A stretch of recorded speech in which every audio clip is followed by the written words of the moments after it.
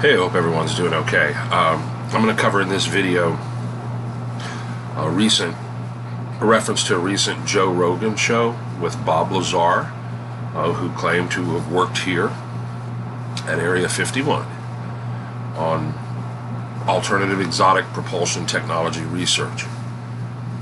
And he claims he worked on an antimatter reactor and what we would think of as UFOs.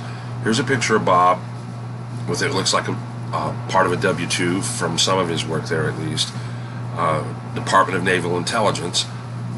So he said he worked for. I don't know. I don't want to get into the specifics of the entire interview. If you haven't seen it by chance, it's all over YouTube. Happened just a couple weeks ago. You can there's a Netflix movie on Bob Lazar right now, a documentary. All of that is explains his story, Bob Lazar's story. Now, this is a picture of when he was younger, picture of when he's older, and he claims to have worked on an element 115 when used in these craft. Essentially, would produce gravity waves 180 degrees out of phase with the gravity waves of the Earth. Therefore, they would like float on the gravity of the Earth with anti-gravity, essentially. Here's an actual drawing that Bob Lazar did, and the thing that you sort of see that looks like a heart is the field that surrounds this UFO that makes it immune to friction and heat, and allows it to make 90-degree turns at very fast speeds without any apparent G-force damage to the inside. The three things on the bottom that you see, this is a bit more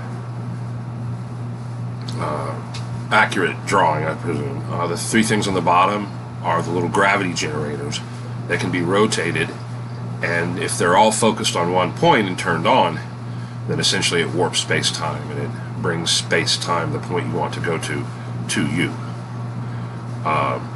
He claimed that an element 115 was used to power these generators, this antimatter reactor, which had a waveguide that goes right up through the center, that thing that looks like an antenna.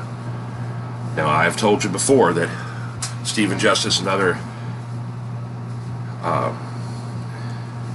directors at Lockheed Skunk Works have said that they have propulsion systems that warp space-time, and that's exactly what we're talking about here.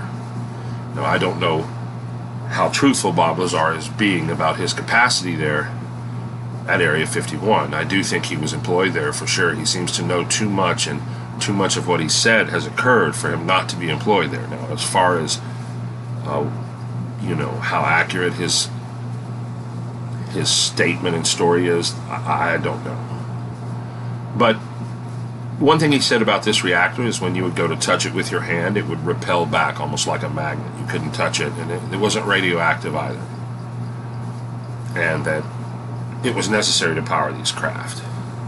This is another, once again, sort of how the reactor, the little wave gravity generators on the bottom will change angle depending on whether it's hovering or moving, and so the belly always turns to where it wants to go, essentially. And he's not the only one to say this. There's a engineer that worked for NASA, Paul R. Hill, that wrote a book based on many of the accounts they got at NASA over UFOs, and his mathematics and the equations corroborate a whole lot of that. Now, that's just a UFO shot by a Navy gun camera on a training mission off Jacksonville. Now, once again, I inserted the map of Nellis Air Force Base, where Bob claims to have worked there at Area S4.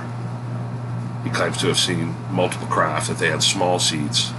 There's another one here. This is a picture of him older, but what this supposedly is a snippet or a still from a VHS of him filming element 115 as it bended light. So I don't know. I mean, it's sort of obscure sort of photograph, so I really can't tell if that's the case, but that's what this asserts, that this is a picture of a little bit of element 115 actually bending light with its gravity, essentially. Much like a black hole would do, or much like they're trying to do at CERN. Now, I do find it, however, fascinating that in this FLIR, which is forward-looking infrared, basically interprets the heat signature. This is from a Navy gun camera from that training mission off Jacksonville. You'll see the field, an ionization field around the craft, and I do think that Bob's probably right about a lot. This is the actual video. Now, I don't know if the audio track, I don't know if the audio track's original or if it was added later. I'm not sure. We're going against the wind. The wind's 120 knots to the west. Look at that thing, dude.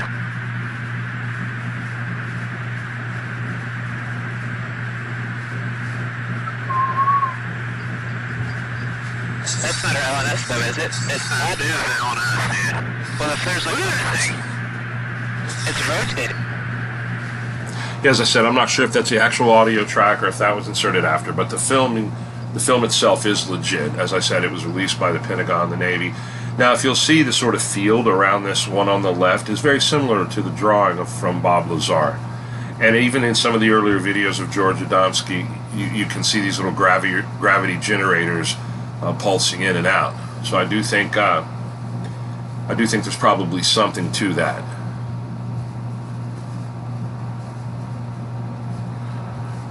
Here's a little more detail. The top two pictures are sort of, if you can look at the way the gravity generators are focused on the left, all at one point for traveling more of a far distance, and more for hovering on the right. That would be how they would be positioned.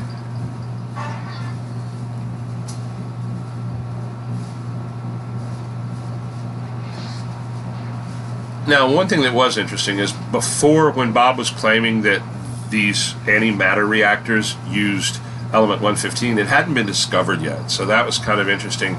Later on, it was discovered in a joint Russian and American discovery, and it was called right here. However, that's been changed. I want to say 2003, and then it was eventually Moscovium. That's what it's now called currently. Now, this guy is a guy I mentioned before that worked for NASA, Paul R. Hill. And he asked that his daughter publish a book upon his death. So after he died, she published his book. I've got a copy. I've had a copy for, I don't know, since it was actually published. I got the copy pretty recently after it was released. And it is basically a lot of math, a lot of case studies of when he worked for NASA. And it was, as the title reads here, Unconventional Flying Objects, a Scientific Analysis.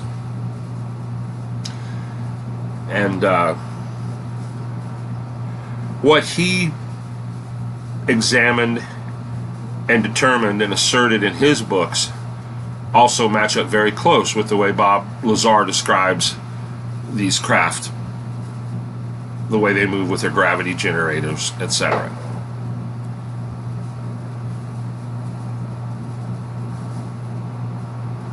There's a few other people involved that I want to talk about as well.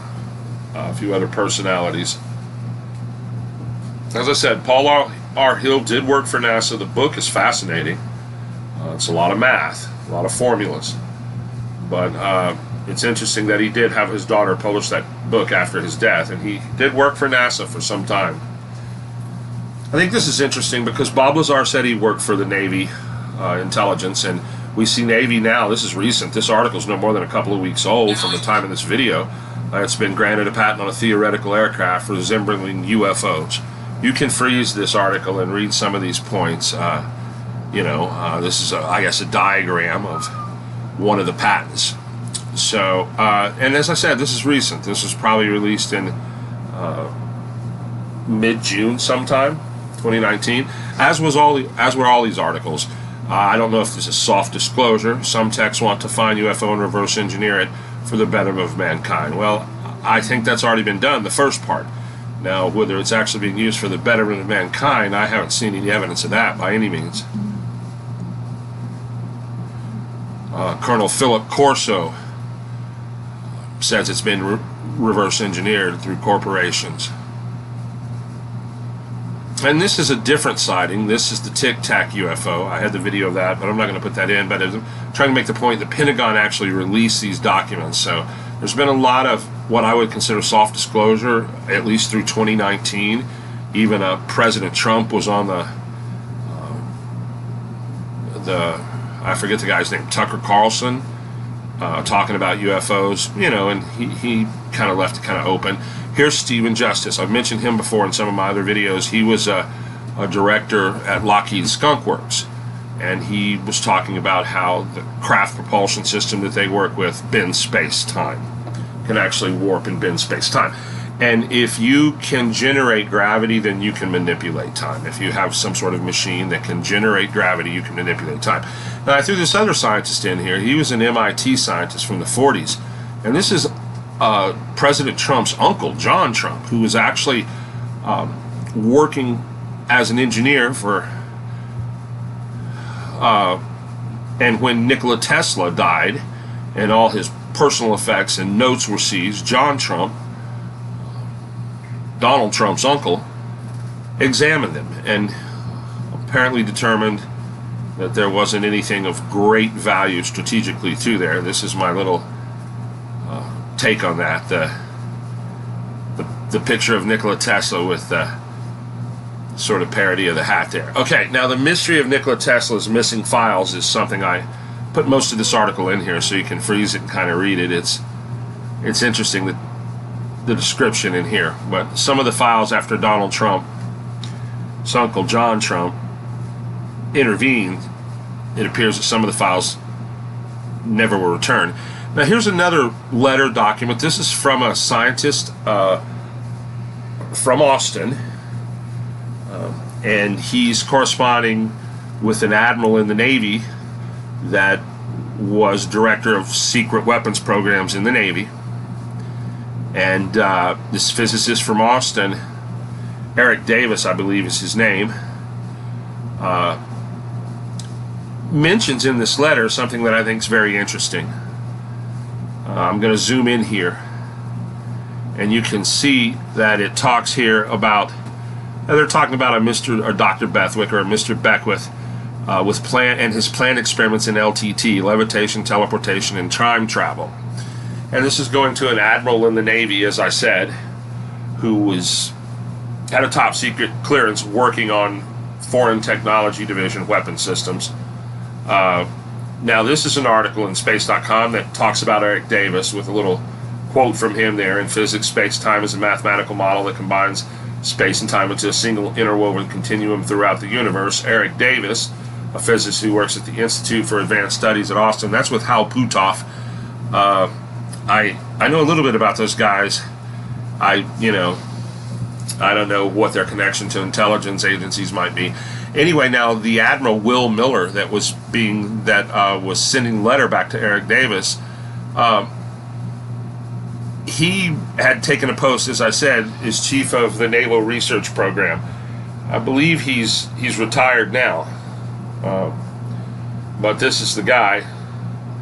Now, this goes back to Bob Lazar, I think, off his Facebook page. He was talking about Bob Lazar having a particle accelerator in his house, and Eric Davis, from who we were talking about, the physicist in Austin, said, well, that can't be the case. Element, he talks about element being synthesized, although it wasn't just the Russians, but that you would have to have too much area, square miles of land to make a particle accelerator. So I wanted to include his opinion of Lazar's story. Now, there is a thing called a betatron, which is smaller, that one could kind of consider a particle accelerator. So if you had a particle accelerator in your garage or something like that, or that's what you refer to it, I would think you would have to have what we call here a betatron, or some sort of cathode ray tube. And you can change the speed based on the control of the voltage. This is a more common, a more current, modern betatron. Now, we know that this is a little article from the Oak Ridge Laboratories in Tennessee, from this scientist here working to open parallel universes. Right here, a scientist attempt to open a portal. You can freeze this, read it, go back, check the URLs. So it's kind of out in our face. Now, this is also something interesting from a CERN scientist, sort of unrelated to the Oak Cliff project. But anyway, it's very important, though. We know that when space can be bent, if space can be bent by, say, gravity, then space-time can be bent. And that's sort of the theme of this video I've done today. And this is the scientist that quoted that. He works at CERN, James Beecham. And I do agree with his statement there. And so I think this essentially the same technology that Bob Lazar is talking about that bends gravity is the same sort of technology we're seeing at CERN. And that, as I said, if you can generate gravity, then you can manipulate time. So we're going to pick up on a different subject later on, still having to do with the Mandela effect, but not so oriented against or with unidentified flying objects. Thanks for staying with me.